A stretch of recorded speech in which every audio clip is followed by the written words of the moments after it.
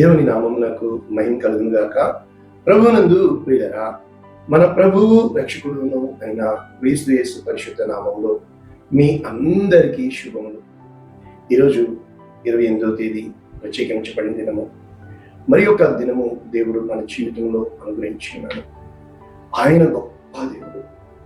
ఆయన కృప తరతరములు మన మీద నిలిచి ఉంటాడు. కారణం ఏంటంటే, మన జీవితంలో కొన్ని మూలాలు లేకపోతే పునాదులు.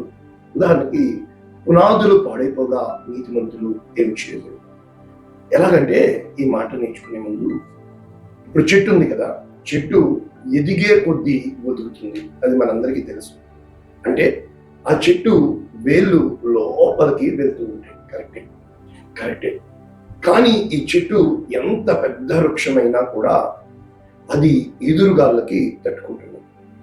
ఎటువంటి తుఫానుకైనా కూడా తట్టుకుంటుంది. దేనికోసము? దాని పునాది అంత బలంగా లోతుగా ఉంది.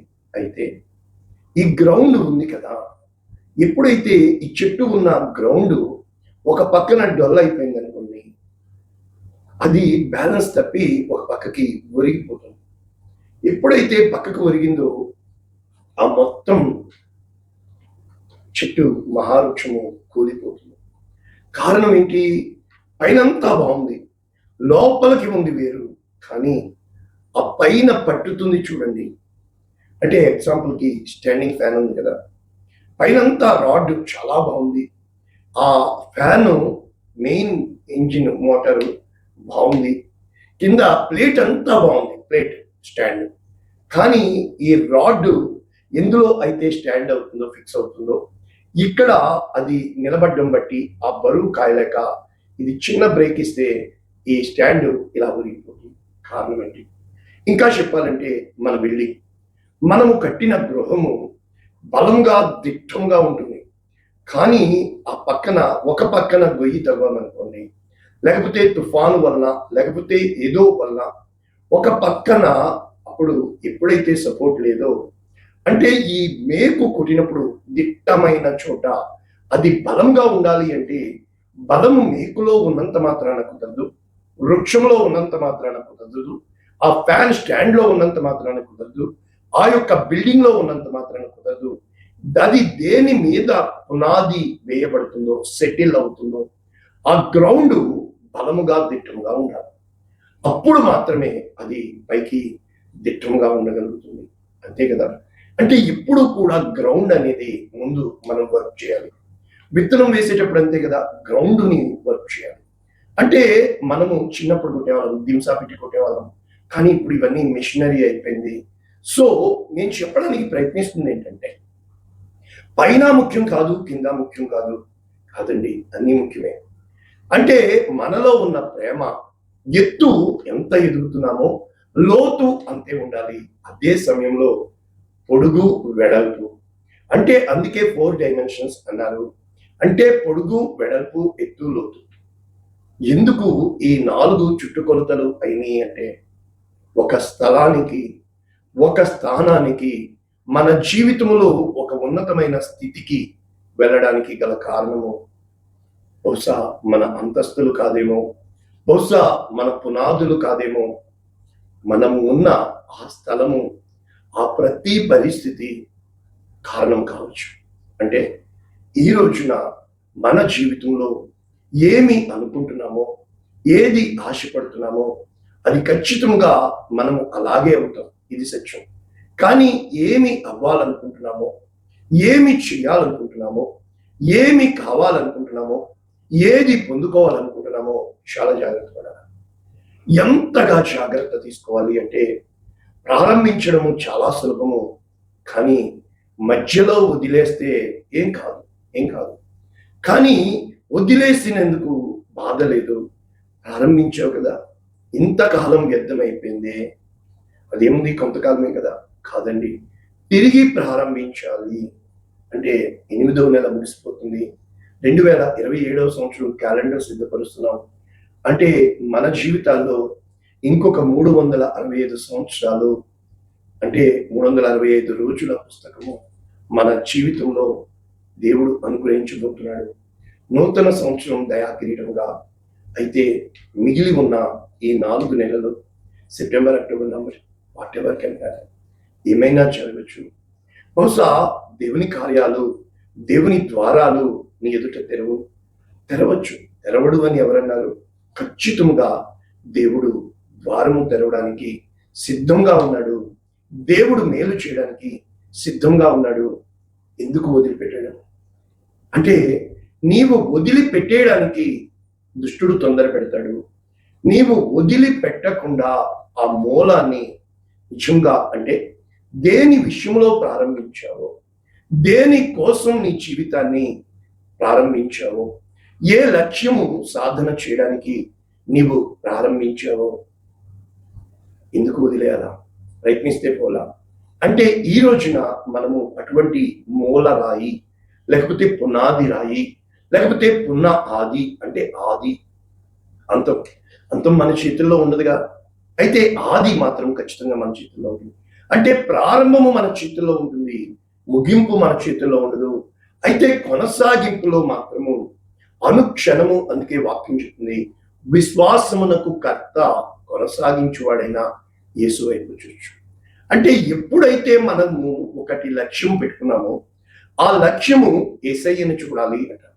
ఎందుకయ్యా యేసయ్యని చూడాలి అంటే, తన ఎదుట ఉంచబడిన పందెంలో అవమానమును, నిందను నిర్లక్ష్య పెట్టి తన యొక్క తృణీకరింపబడిన స్థితి, మనుష్యుల చేత విసర్జించబడిన దేన్ని పట్టించుకోవాలా? తను దేనికైతే ఆయత్తపడ్డాడో, దేన్ని పొందుకోవాలి అని ప్రయాసపడుతున్నాడో ఆ లక్ష్యం మీదే, ఆ గురి మీదే తన యొక్క దృష్టిని కేంద్రీకరించి ముందుకు వెళ్తున్నాడు. ఈ రోజున అటువంటి వాగ్దానము క్రీస్తు యేసే ఈ పునాది, క్రీస్తు యేసే ఈ పునాది, లేకపోతే ఈ పునాది యేసు క్రీస్తే అని ఉంది. కొరింథీయులకు రాసిన మొదటి పత్రిక 3వ అధ్యాయము 11వ వచనం. ఈ వచనం ఎలా ఉంది? వేయబడినది తప్ప మరి ఒక పునాది ఎవడు వేయనేరడు, ఈ పునాది యేసు క్రీస్తే. ఇంగ్లీష్ లో మనం చూసినప్పుడు న్యూ ఇంటర్నేషనల్ వెర్షన్ ఈ విధంగా ఉంది, సింపుల్.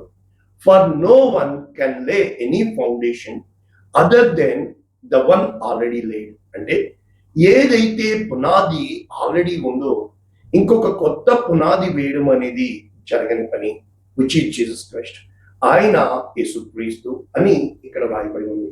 అయితే ఈ సందర్భం ఏంటి అంటే, చాలా సార్లు మనము తెలియకుండా ఒక మాట అంటాము, బాధపడకండి, పుట్టుకతో వచ్చిన బుద్ధి పుడకలతో పోదు, చింత చొచ్చిన చిగురు చాలు. అంటే దానికి దీనికి సంబంధం లేదు.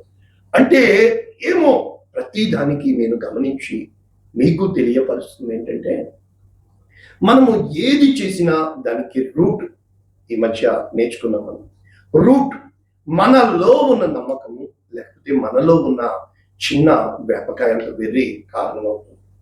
ఎప్పుడైతే ఈ వ్యాపకాయంత వెర్రి కారణమవుతుందో, ఖచ్చితంగా మన జీవితంలో మనము వెళ్తున్న ప్రతి ఆ యొక్క ప్రయాణంలో, వేస్తున్న ప్రతి అడుగులో, తీసుకుంటున్న ప్రతి నిర్ణయంలో కూడా మనకు తెలియకుండానే మన లోపల దాగి ఉన్న భయము, ఆందోళన, కలవరము, అదేవిధంగా మన నమ్మకము, మన విశ్వాసము, ముఖ్యంగా మనకి తెలియకుండానే అవి ఎంతగానో మనల్ని ప్రభావితం చేస్తూ ఉంటాయి, ఇన్ఫ్లుయెన్స్.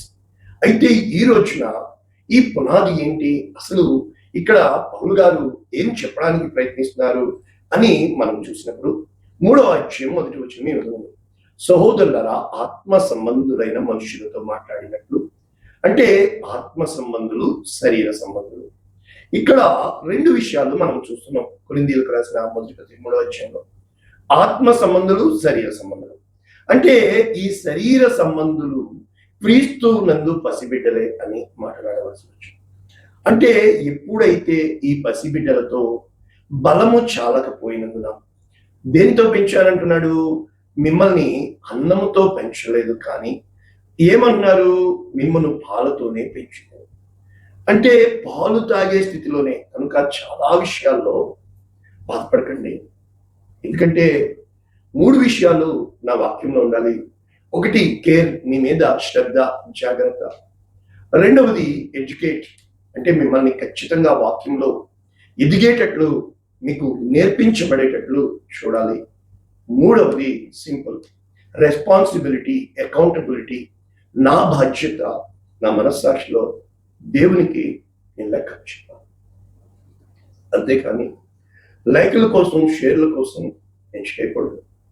అంటే నేను ఈ వాక్యం విత్తుతున్నానంటే నాకు మేలు కలిగిన, కీడు కలిగిన, నేను ఎంచుకొని నడిచి వచ్చిన మార్గంలో మీరు ఖచ్చితంగా ఇది ఖచ్చితము అని ఇది వాక్యము మారదు. ఎందుకు ఇలా చెప్పాల్సి వస్తుందంటే నాకు తగిలిన దెబ్బలు, నా చుట్టూ అందంగా కనబడుతున్న లోకము, అఫ్కోర్స్ ఏంటి అని అంటే ఒకటే, ఈ రోజున పరుగులు పెడుతున్న మనము మరి దేనికోసం ప్రారంభించాము?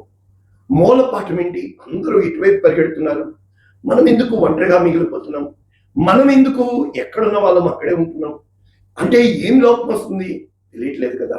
అయితే ఈరోజు మిమ్మల్ని పాలతోనే ఎందుకు ఇంత చెప్పాల్సి వచ్చిందంటే, అక్కడ స్పష్టంగా ఫరో రాజకుమార్తె ఏమంటుంది? మోషే తల్లికే ఇచ్చి ఇతనికి పాలు ఇచ్చి పెంచుము అంటుంది. అంటే మోషే తల్లి యొకెబెతు పాలు ఇచ్చి పెంచలా, ఆ బిడ్డకి తన భావాలని గూడు కట్టి, తన యొక్క హృదయంలో ఉన్న ఆలోచనలని గూడు కట్టి, అంటే ఒక తల్లి ఎలాగ బిడ్డకి పాలిస్తుంది అంటే, ఒకటి తన రొమ్మున ఆనించుకొని, ఆ సక్లింగ్ ఎఫెక్ట్ దేవుడే నేర్పిస్తాడు బిడ్డకి పాలు తాగడం ఎలాగా.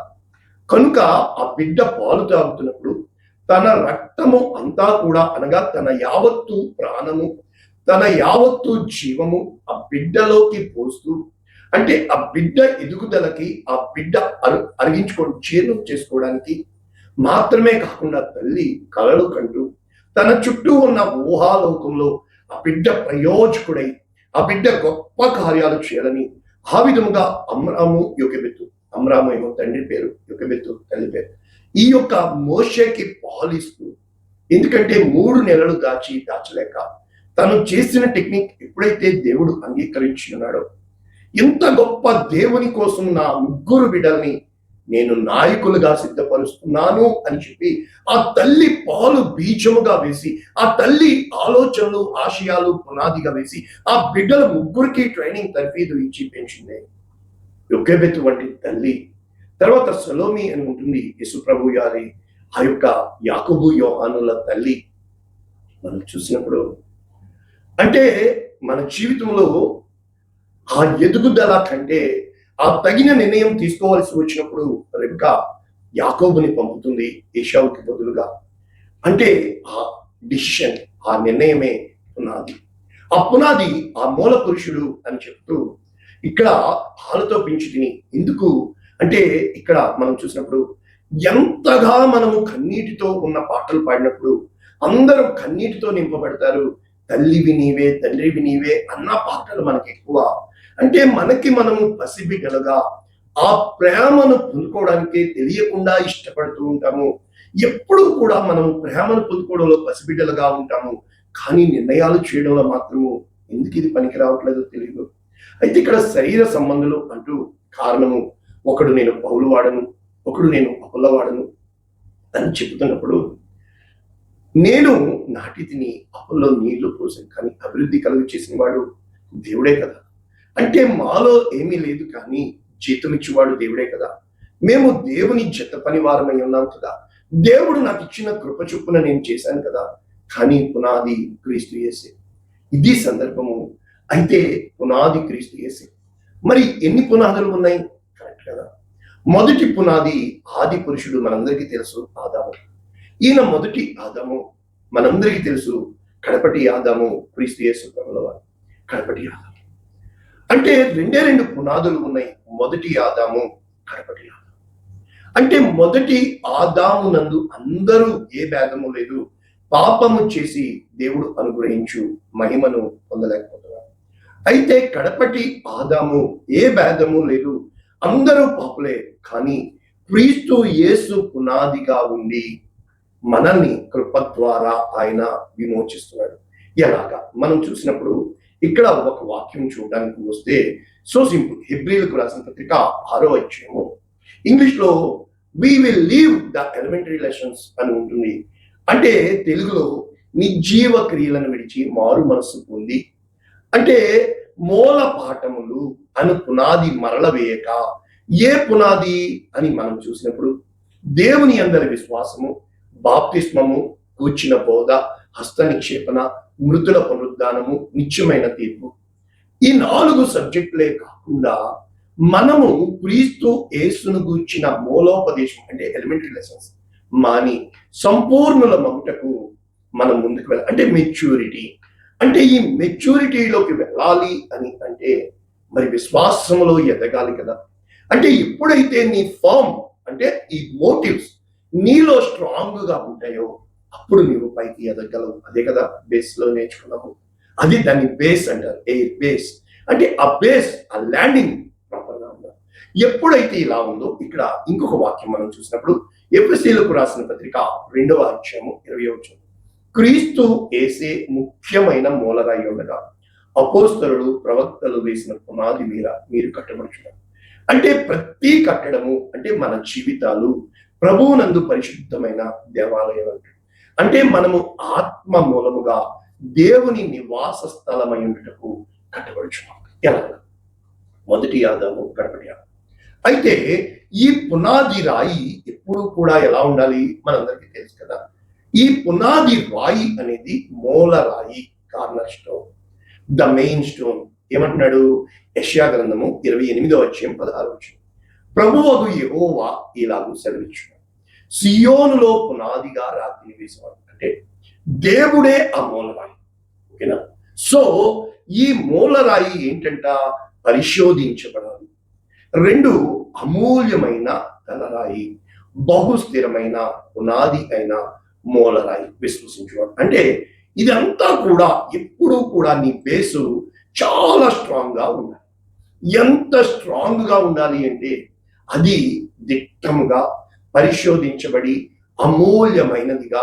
కాబట్టి ఇక్కడ చెప్పబడుతున్న వాక్యం ఏంటంటే తిమోతికి రాసిన 2వ పత్రిక 2వ అధ్యాయము మనం చూసినప్పుడు విశ్వాసం చెరిగిపోవడానికి గల కారణం ఏంటి? దేవుని యొక్క స్థిరమైన పునాది నిలకడగా. అంటే నువ్వు దేన్ని నమ్మావో దాన్ని పట్టుకోవాలి, దేని యందు విశ్వాసం ఉంచావో దాన్ని బలంగా పట్టుకోవాలి. అది నీ ఇష్టాన్ని బట్టి, నీ కష్టాన్ని బట్టి, నీ అభిమానాన్ని బట్టి, నీ తొందరని బట్టి, నీ పరిస్థితులను బట్టి మారుకో. ప్రతి స్థితికి కూడా నీవు స్ట్రాంగ్ గా నిలబడాలి. ఎందుకని? ప్రభువు తన వారిని ఎరుగును, ప్రభువు నామము ఒప్పుకునివాడు. అంటే దేవునికి తెలుసు కదా ద టైమ్ ఆఫ్ టెస్టింగ్. కనుక ఖచ్చితంగా అక్కడ ఒక ఇంటిలో ఏముంటాయి అంటున్నాడు? వెండి పాత్రలు, బంగారు పాత్రలు, ఇవే కాకుండా కర్రవి, మట్టివి, ఘనతకు, ఘనహీనతకు. అయితే దేవుడు వాడుకోవడానికి అర్హమైన పాత్రగా మనము ఉన్నప్పుడు, మన జీవితాలు ఉన్నప్పుడు మనము ఈ విధముగా ఏమంటున్నాడు? ఈ మూలరాయిలు. మరి పేతురుగారు మళ్ళా పేతురుగారు రాసిన మొదటి పత్రిక 2వ అధ్యాయంలో ఎలా ఉంటుందంట? నీవు ఎంచుకున్న ఈ పునాది ఒకటి మనుష్యుల చేత విసర్జింపబడి. అదేంటి? అవును, అందరూ కట్టేస్తున్నారు. బుద్ధి గలవాడు కట్టేస్తున్నాడు, బుద్ధి లేనివాడు కట్టేస్తున్నాడు. కానీ పునాది ఏంటి? ఈ నా మాటలు విని వాటి ప్రకారము తన ఇంటిని కట్టాడు. అంటే పునాది ఏంటి? ఆయన మాటలు. అందుకే దావీదు ఏమంటున్నాడు? నీ ఎదుట నేను పాపము చేయకున్నట్లు నా హృదయంలో నీ వాక్యము భద్రపరిచించాను. ఏమన్నాడు? యవ్వనుడు దేని చేత తన నడతను శుద్ధి చేసుకున్నాను? నీ వాక్యం చేతనే కదా. అంటే దావీదు మూల పురుషుడు ఎందుకయ్యాడు? దావీదు వరకు ఉన్నది. అయితే సౌలును కొట్టివేసి, దావీదుకు ముందు రాజు సౌలు, దావీదుకి సంతానము స్థిరపరిచి నిశ్చయముగా భూమి ఆకాశము ఉన్నంత వరకు నీ సంతానము స్థిరముగా ఉంటుంది, నీకు నేను సింహాసనం ఇస్తానని సమూయేలు 2వ గ్రంథము మనము 7వ అధ్యాయంలో 9 నుంచి అక్కడ వరకు చూడవచ్చు.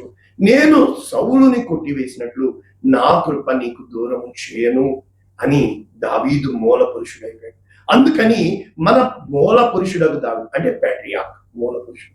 కనుక దేవుని దృష్టికి ఏర్పరచబడినది, అమూల్యమైనది, సజీవమైనదైన ప్రభువు యొద్దకు వచ్చిన వారే యేసు క్రీస్తు ద్వారా దేవునికి అనుకూలమగు ఆత్మ సంబంధమైన బలులు అర్పించడు, పరిశుద్ధ యాజకులుగా ఉన్నట్లు సజీవమైన రాళ్ళు, లివింగ్ స్టోన్, కనుక మనము మందిరముగా కట్టబడుచున్నాం, ఆత్మ సంబంధమైన మందిరం.